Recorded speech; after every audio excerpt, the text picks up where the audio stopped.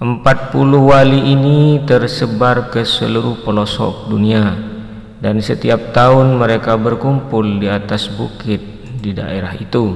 Dan karena kasihanmu, wali Nasrkan ini mengijazahkan ilmu melipat bumi kepada wali Paidi.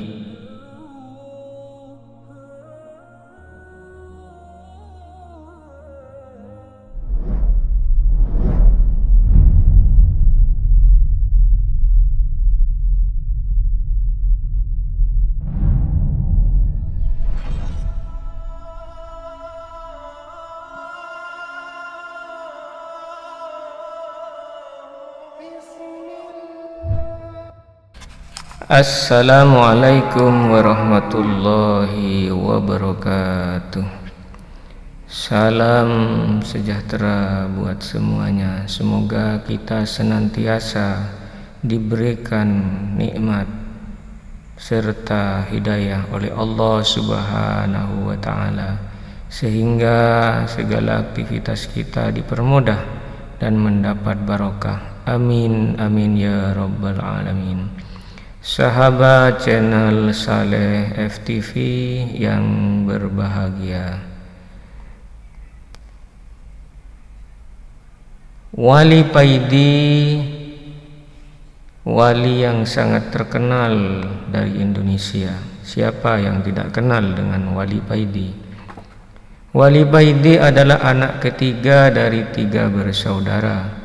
Dia anak terakhir. Kakaknya yang pertama namanya Soleh, dan sekarang dia jadi kiai di daerah Kediri. Punya pondok salaf kecil yang hanya ramai ketika bulan Ramadan. Sudah menjadi budaya kalau bulan Ramadan banyak santri dari pondok lain yang ngaji. Pasoan hanya untuk menghatamkan beberapa kitab.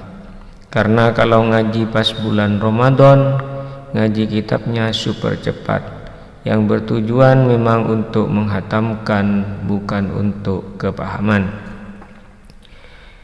Wali Paidi berkumpulnya 40 wali Allah pada hari Arafah. Berkumpulnya 40 wali Allah pada hari Arafah. Dikisahkan setiap tanggal 10 Arafah ada perkumpulan 40 wali di atas gunung di daerah Mekah. 40 wali ini tersebar ke seluruh pelosok dunia, dan setiap tahun mereka berkumpul di atas bukit di daerah itu. Mekah, maaf, tempat dirahasiakan. Yang datang ada yang terbang, ada yang naik sajadah seperti Aladin, ada yang muncul dari dalam perut bumi, ada yang naik burung, ada yang cering tiba-tiba sudah di tempat. Acara tahunan ini semacam reuni yang dipimpin langsung oleh King of the King, Sultanul Aulia, gak pakai pohan. Rajanya para wali yang setiap masa hanya satu orang di jagat seluruh alam semesta ini. Di atas bukit mulai terdengar dentuman-dentuman lantunan zikir yang terpancar dari hati mereka di atas bukit. Para malaikat berwujud awan ikut menyemarakkan acara reuni tahunan ini dengan hembusan angin yang sepoi-sepoi berlantunkan takbir, tahmid dan tahlil. Alhamdulillah malaikati qiya'inu. Nampak di kejauhan di bawah bukit ada orang yang tidak terlalu tua, tampak tertatih-tatih dan sangat kesulitan mencoba menaiki bukit. Berbeda dengan wali-wali yang datang sebelumnya. Seorang tua ini tampak sangat kesulitan menaiki bukit dengan tongkatnya. Dia berusaha melewati bebatuan yang terjal dan berliku. Kadang dia berhenti sebentar untuk mengatur pernafasannya, lalu melanjutkan menaiki bukit. Setelah sampai di puncak, tampak jelaslah orang ini gemuruh nafasnya masih tampak tersengal-sengal kecapekan. Pakaiannya biasa, jubah putih yang agak kecoklatan, agak kotor. Walaupun kelelahan, wajahnya selalu tersenyum. Dari wajahnya bisa dikatakan orang ini gak gampang meremehkan orang lain, tawadhu dan sopan.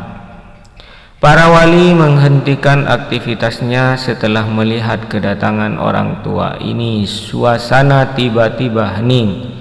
Satu persatu para wali menyalami orang ini dengan penuh hormat dan takzim.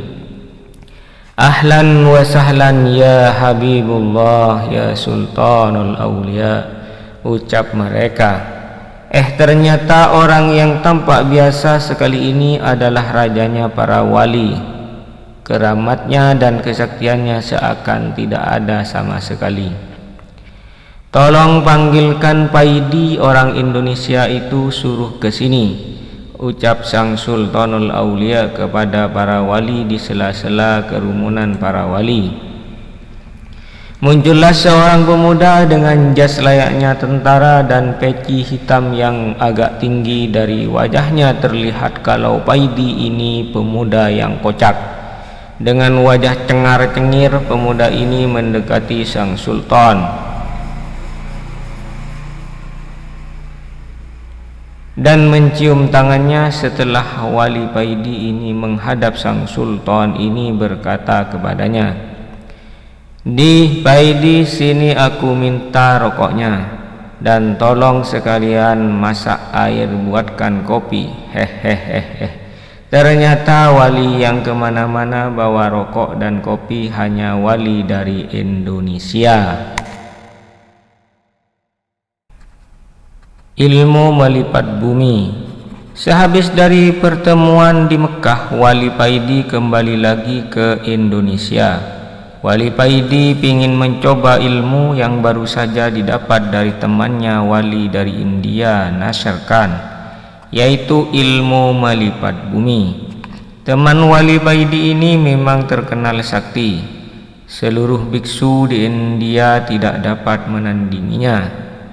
Bahkan biksu dari Tibet banyak yang masuk Islam setelah kalah bertarung dengan Nasr Khan ini. Ketika berangkat ke Mekah, wali Paidi nunut sama temannya dari India ini. Wali Paidi hanya disuruh menggandeng tangannya, lalu tiba-tiba saja celing, wali Paidi dan temannya Nasr Khan sudah berada di Mekah, di atas bukit tempat pertemuan. Dan karena kasihan, wali Nasr Khan ini mengijazahkan ilmu melipat bumi kepada wali Paidi, supaya di acara pertemuan-pertemuan yang akan datang wali Paidi tidak repot mencari nunutan lagi. Wali Paidi memejamkan matanya dan mulutnya mulai berkomat-kamit membaca doa-doa khusus. Tiba-tiba saja tubuh wali Paidi terasa dingin. Bumi yang didudukinya terasa seperti es.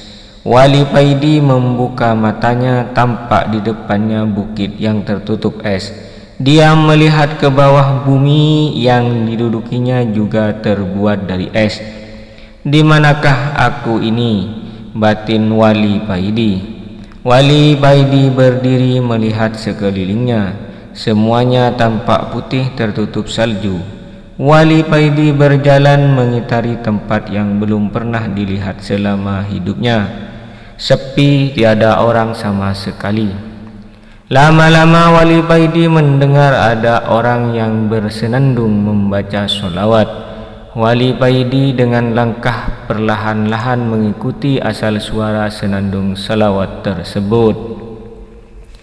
Dan tampaklah di depannya burung besar putih membungkuk di tepi sungai mencari makanan, ikan segar.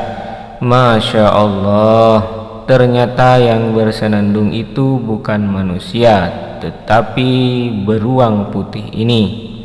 Wali Paidi berhenti. Beruang putih itu menoleh kepada wali Paidi dan berkata kepadanya, "Assalamualaikum," ucap beruang itu. Waalaikumsalam, jawab Wali Paidi dengan perasaan kaget dan heran. Kamu Wali Paidi kan? Aku tadi dapat kabar kalau nanti ada orang yang kesasar ke sini. Namanya Wali Paidi, ucap beruang itu.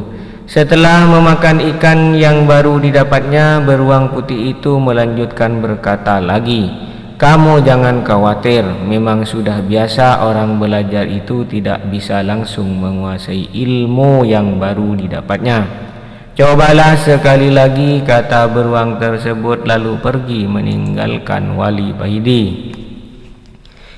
Wali Paidi diam 1000 bahasa. Wali Paidi mendongak ke atas melihat posisi matahari. Ternyata dia kesasar ke kutub selatan dan bertemu beruang putih yang bisa bicara.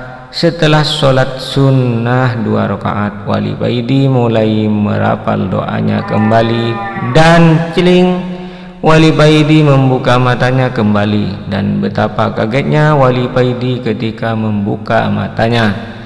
Tampak di sekelilingnya banyak orang berlarian dengan memakai baju gamis selutut dengan memakai surban.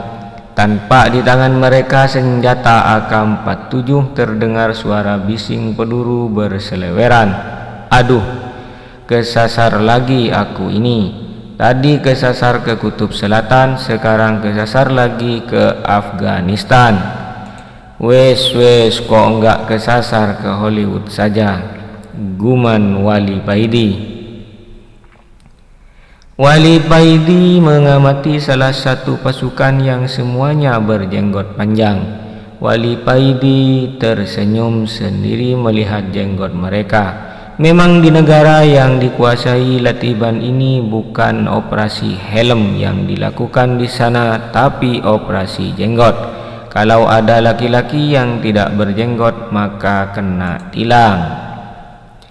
Wali Paidi berdiri berjalan mencari ke tempat yang sepi.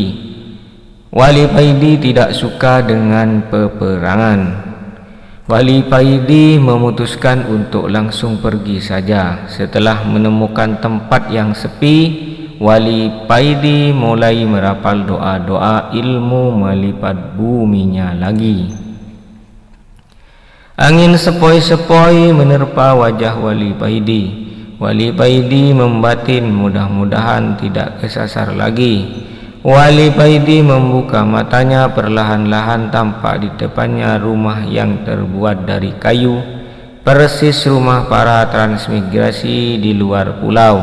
Tidak lama kemudian keluarlah seorang tua berpeci putih dengan baju takwa dan bersarung, melambaikan tangannya memanggil Wali Paidi. Wali Paidi teringat dengan orang tua ini. Beliau adalah Habib Ali Al-Habsyi, Pahat Malaysia, yang kemarin juga ikut pertemuan di Mekah.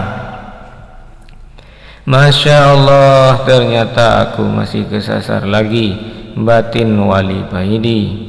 Wali Paidi melangkahkan kakinya mendekati Habib Ali Al-Habsyi. Wali Paidi teringat beberapa tahun yang lalu ketika Sayyid Maliki dari Mekah mau berkunjung ke dalamnya Habib Ali ini.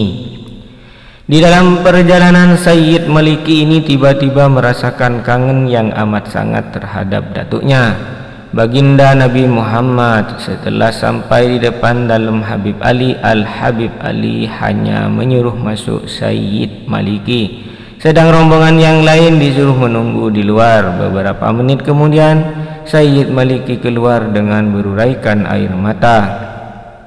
Sayyid Maliki menangis tersedu-sedu. Sudah terobati kangenku, ucap Sayyid Maliki dengan masih menangis.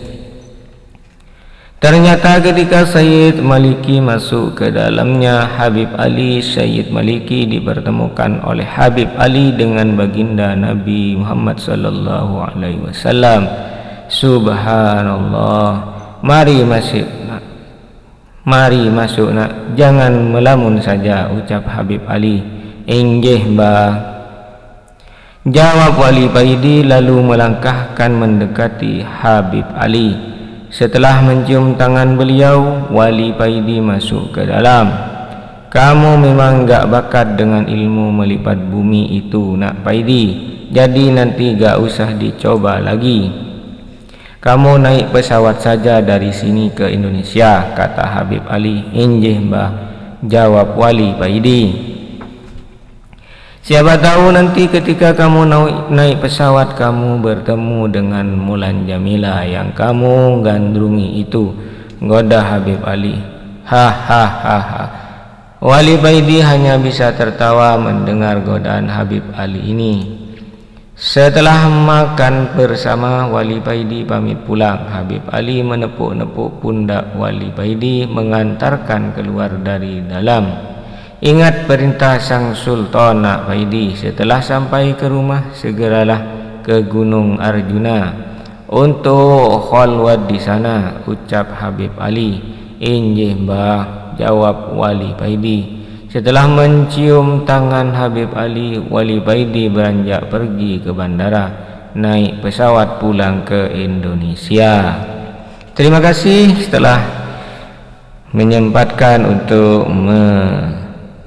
menyaksikan kisah Wali Paidi. Semoga bermanfaat. Kita berjumpa lagi di kisah berikutnya. Jangan lupa subscribe, like, and share. Terima kasih, semoga bermanfaat. Assalamualaikum warahmatullahi wabarakatuh.